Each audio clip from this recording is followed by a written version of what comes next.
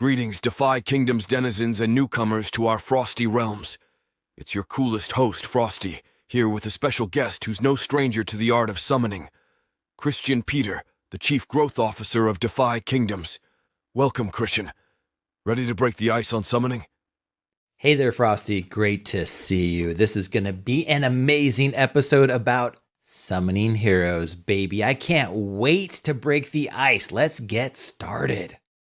Summoning is the magic that keeps our kingdom bustling with heroes. For the uninitiated, KP, could you shed some light on what summoning is all about and why it's pivotal to our adventures in Defy Kingdoms?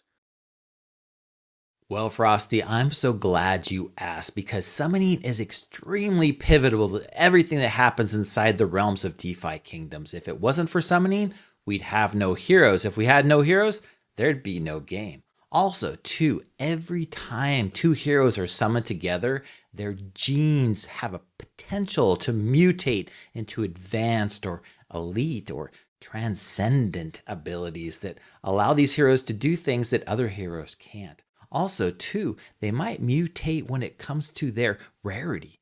Their rarity in class, that could be two huge effects that really affect the value of the hero, but also, too, how they're going to be able to perform when it comes to all the different things that happen inside the realm. So when you're summoning, you've got to keep two major factors in mind. The first one is those genes. If you can match those two gene pairs together that might mutate into an advanced or an elite or a transcendent ability, that's always my number one goal. The second thing is to increase that rarity level. If you go from common to uncommon to rare to legendary to hopefully mythic, that's when you've hit the jackpot, baby. Everybody's looking for those mythic heroes with those transcendent genes. Ah, the thrill of bringing new heroes into the world. Now, KP, the realm is teeming with a variety of heroes. Could you introduce our new friends to the different classes and maybe share which ones strike a chord with your heart? Ah, those hero classes. I'm so glad you asked. I've got one particular that I love, but there are so many to choose from. You've got your 12 basic classes, your 6 advanced classes, your 3 elite classes, and your 1 exalted right now. We don't know what that exalted is going to match with at some point to create that transcendent hero. That's right, Defy Kingdoms continues to build, and that's one of the cool things about it. But as far as those classes go, let's run through them really quickly right now. I'm sure you're going to show that class tree so that everybody can see what's going on, but you basically got your warrior and your knight, your thief and your archer, your priest and your wizard, your monk and your pirate, your berserker and your seer, and your legionnaire and scholar. Those are your basic classes right now. If you match the right class pair together, I just listed them off right there. If you match those two specific together, you can always get a mutation up to advanced. And with advanced, you've got your paladins, your dark knights, your summoners, your ninjas, your shapeshifters, and your bards. Those are some of my favorite classes right there because I ended up with my first hero class ever being a Dark Knight Paladin pair that I tried to summon together to get that Dragoon. That's right, Tosh. You got me to summon those two together to attempt to get that Dragoon, which at the time was worth $40,000 or more. Unfortunately, I was unsuccessful, but I still have that Dark Knight Paladin. That was my first summon ever. Then we go up to that elite class. I just mentioned the Dragoon. The Dragoon is a very, very lucky class that you can get if you summon that Paladin and that Dark together. Dragoons, love them. Summoner and Ninja can be summoned together in order to get that Sage.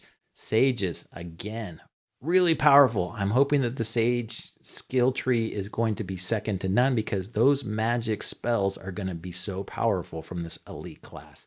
Then you've got my favorite class, the Bard and the Shapeshifter combined to get you the Spellbow.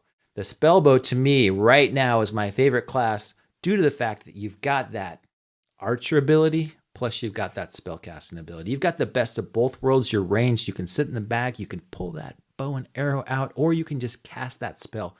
Crush your enemies from a far distance.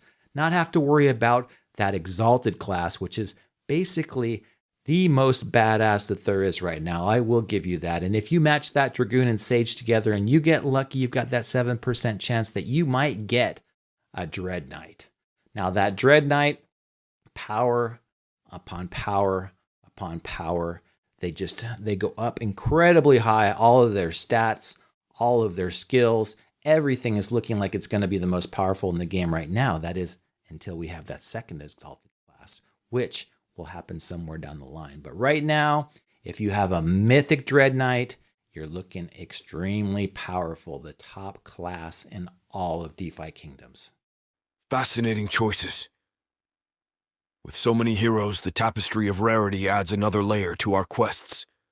How do rarities play into the summoning spell? And what should our budding summoners keep an eye out for? So Frosty, I basically hit on those rarities when we first opened this conversation, but I want to go through them in a little bit more detail for you in the audience. Basically, you've got your commons, then you've got your uncommons, you've got your rare, your legendary, and your mythic. And each one of these is going to be very, very different when it comes to the abilities that you get from level 5, level 10, level 15. Basically, every 5 levels that you get, you're going to get a bonus depending on your rarity. That's where these rarities really come into play. Now, it's almost impossible unless you dark summon 2 heroes together to determine what the rarity might be. If you dark summon, you've got the rarity floor. So if you do 2 rares together, you know you're going to get a rare or higher. 2 legendaries, you're going to get a legendary or higher. But if you're just doing a regular summon, you could summon 2 mythics together and get a common. So it's going to give you a little bit better chance to get a higher rarity with a more rare hero, but you can always get that rug, baby. They can pull the rug out from under you whenever possible, and it typically happens all the time. So I just wanted to caveat that so that everybody in the audience understands that there always is the chance that you might not get that rare hero that you were looking for. That's why using stones is a very difficult proposition, especially those greater ones that can cost you an arm and a leg. With that being said, though, rarity bonuses. So uncommons are going to get 1 extra stat point every 5 levels. Then your rares, they're going to get you 2. So you're going to get 2 extra stat points every 5 levels. Your legendary heroes are going to give you +7 every 5 levels. That's right. You're getting a huge bonus for those legendary heroes. You have the ability to get 3 stats incredibly up in 1 round when it comes to 5, 10, 15, and 20 right now. So legendary have a big premium. But then that brings us to mythic. Those mythic heroes +10 every 5 levels. That's right. You're getting 10 additional stat points. That could just be the difference in any type of battle, right? So mythic heroes by far have a huge premium attached to them, especially if they're level 10, 15, 20. Rarity indeed adds a sparkle to our heroes. Now every hero comes with unique traits and abilities. For those just stepping into their summoning circles, could you explain how traits make each hero stand out in the kingdom? Oh, the traits. That's right. I call them genes because that's how far back I go in this game. Back to the time when there was nothing as a trait. There was just these random little characters that showed up inside these cards that we all knew as heroes, and we called them genes. Some of us called them basic, advanced, elite, exalted abilities, and other ones just, I don't know, they didn't even recognize them at all. But these traits now are very distinctive because we now have names to them. We now have abilities. These hero cards were re-rolled so that these traits could all be displayed, and some of them are extremely powerful. But like I said, you've got your basic, advanced, elite, and exalted traits right now. And everybody's looking for those exalted traits because we know those are the most difficult to come by, and they're also, too, the most powerful. So the only 2 that I'm really aware of are those 2 exalted traits because everybody's looking for them. Everybody wants them, and they're so hard to get. In the active abilities, you've got resurrection. So you've got 2 chances to get resurrection for those traits. If you have a double resurrection, that means you can bring 2 of your heroes back to life, or the same one back twice if it dies a lot. Then you've got your exalted passive ability. That's second life. That means if this hero dies, it's coming back to life. Of course, with half of its hit points and probably a little dazed and confused because it doesn't know exactly what happened to it. But that's a huge deal, right? So can you imagine a Dread Knight with 2 second lives? You basically got to kill that bad boy 3 freaking times. Then what happens if there's a priest in the background with 2 resurrections? You know what I'm talking about. Traits truly are the icing on the cake.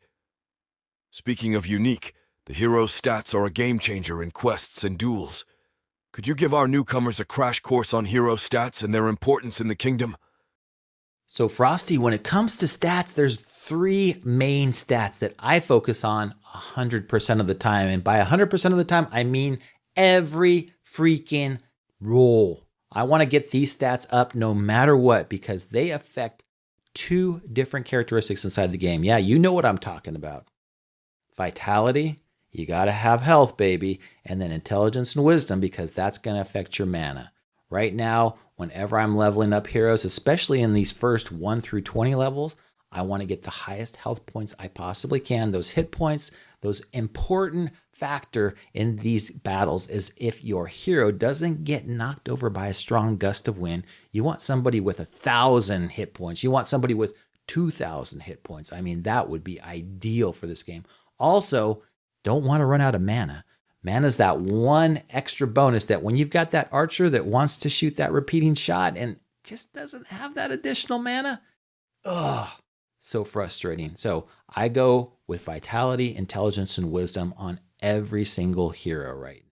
Also, too, I hope for the best when it comes to those mythics so that they're leveling up correctly and getting those stat points because right now, the best way to value heroes inside of DeFi Kingdoms is those ones with the highest total stats. Stats are the backbone of a hero's strength. For the grand finale, Kristian Peters, in your esteemed opinion, what are some top tips for newcomers looking to master the art of summoning and thrive in DeFi Kingdoms? Frosty, this was awesome. Thank you so much for having me. I hope that I imparted a couple words of wisdom to the audience. And just to let you know, it takes a long time to get the summoning game absolutely correct. Make sure that you've got some good information, some mentors around you that are going to show you the ropes so that you're doing the right thing when it comes to these heroes. It all takes us a long time to get those heroes that we really want to use in these fights, that we want to use in PvP, the ones with the highest stats, the ones that level the best. We definitely want to go for those heroes. And the best way to do that is to understand the summoning game. So I gave you some really good pointers on how to get started, how to get some really powerful heroes, and how to enjoy playing DeFi Kingdoms. But keep learning, keep enjoying, and keep sharing it with us, the community. The more that you learn, the more that you know, the better that you get, the better this community becomes. So thanks again, Frosty. This has been awesome. Invaluable advice from the Chief Growth Officer himself. Kristian, it's been an absolute pleasure unraveling the mysteries of summoning with you. Thank you, Kristian Peters, for sharing your insights and helping to light the path for our new adventurers. And to all our friends in the kingdom, remember to stay curious, explore widely, and summon wisely. And as always, keep it frosty and bullish. This is Frosty signing off with my signature chill. This is bullish. Frosty out! Mama.